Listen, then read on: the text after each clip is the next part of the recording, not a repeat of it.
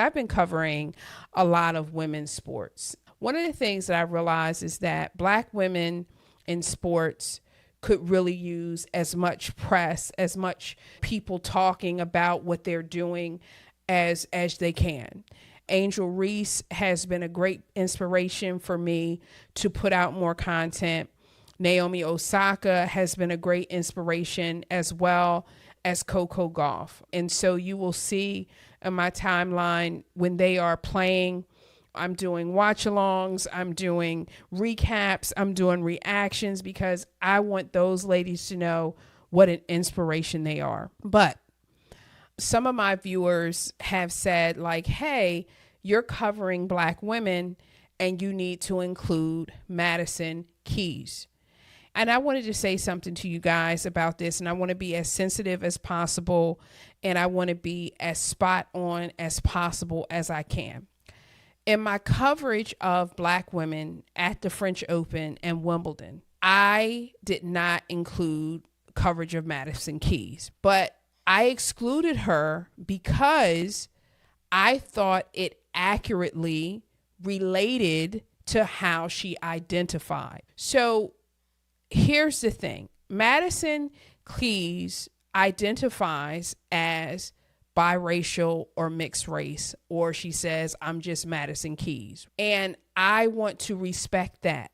I do not have a problem with that, but I don't want to call someone or label someone as a Black woman, and that's not how they identify. Y'all know I'm a sociologist. I want to share a little bit of history with you about this. There was something back in the day called the one drop rule, right? And the one drop rule was if you had one drop of Black blood, you were considered Black. This was a legal and social framework. It was mostly used in the Jim Crow South because they wanted to classify you, not to affirm anyone's identity, but to expand who could be legally segregated and discriminated against. It was a tool of control, not a definition itself. So that's the first thing that I want to say. Now, Madison Keys talked about how she identifies in 2015. I'm not bringing her up because I want to exclude her or be insensitive or mislabel her. I am cool with it. I'm cool with everything that she's doing. I don't want to give someone a label or identify them like, oh, well, you have a Black parent, so you should consider yourself Black. I don't think we should do that. And I don't feel like I should do it. Now, she's not the only public figure navigating this. You had Miami Dolphins head coach Michael McDaniel was quote unquote publicly white until 2021 when it became known his father and grandmother are Black.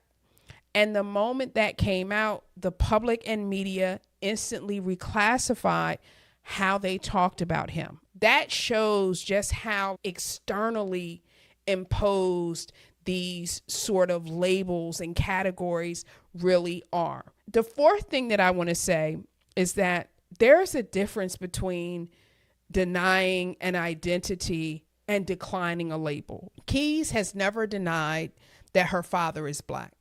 She simply resisted being boxed into a single category, a distinction worth noting. This is a distinct choice from rejecting Blackness altogether. And so I don't think it's fair for us to say, oh, she just doesn't want to be Black either. And so me saying, hey, these are Black women in Wimbledon, I am trying to honor what she has said previously, not trying to exclude her or make her feel weird. That's not what I'm doing. And this is how I feel about this now. Respecting her choice doesn't cost the culture anything. If we're talking about Black women and we don't include someone who considers himself biracial, it is what it is. And I feel like letting a biracial player define herself on her own terms, I think that's important.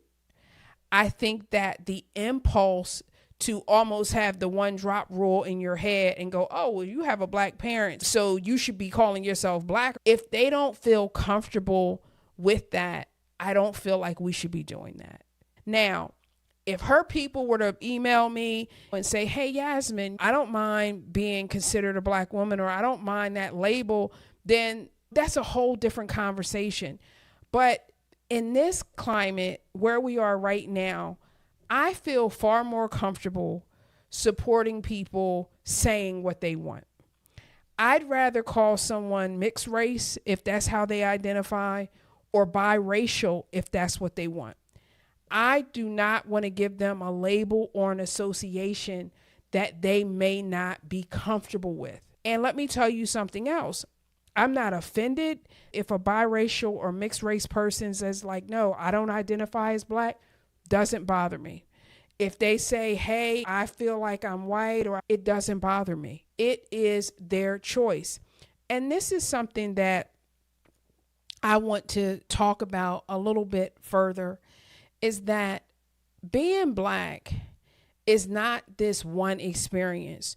But imagine someone coming from a biracial background who has, say, their white side of their family, but they're disconnected from the black side of their family. And here you have people trying to push a label or an identity on you that you don't even have any association with. That's something that we don't even think about a lot of times when we're like, oh, so-and-so doesn't want to say they black. You see what I'm saying? And we all know within the culture, the challenges that you may have with your own family. Someone's biracial experience is not necessarily the same quote unquote black experience that someone else may have had. And I feel that we should give everybody space, not only Madison Keys, but anybody else. I feel that we should give them space. It doesn't mean that I don't like them, I can't root for them, I can't support them. It doesn't mean any of that at all. So I just wanted to share that with you guys. I wanted to talk about that because we do not know her family situation enough to say how she should feel about the black side of her family.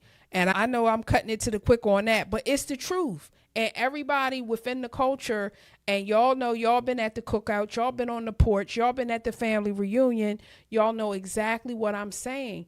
It is more than a label. It is more than an identification. And so I wanted to let you guys know that I am in fact sensitive to it. And I was not trying to be insensitive or mean-spirited, but simply trying to respect what I thought was her comfort zone. But I'm going to go ahead and wrap up, and thank you again. And everybody, this has been a Yasmin Breakdown. Join my Patreon page and check out my website, yasminbreakdown.com. Support independent media. You can't complain about it if you don't support it.